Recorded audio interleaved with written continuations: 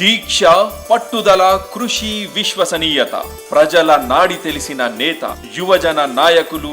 ప్రజల అభీష్టంతో పోచంపల్లి గ్రామ సర్పంచ్ గా ఎన్నికై గ్రామ ప్రజలకు ఇచ్చిన వాగ్దానాలను పలువురు అధికారులు, నేతల సహకారంతో దశల వారీగా అమలు పరుస్తూ కేంద్ర, రాష్ట్ర ప్రభుత్వాలు అందించిన ప్రతి సంక్షేమ పథకాన్ని ప్రజల వద్దకు చేర్చి ప్లాస్టిక్ నివారణకై, ఫ్లోరైడ్ సమస్యపై తన వంతు కృషి చేస్తున్నారు.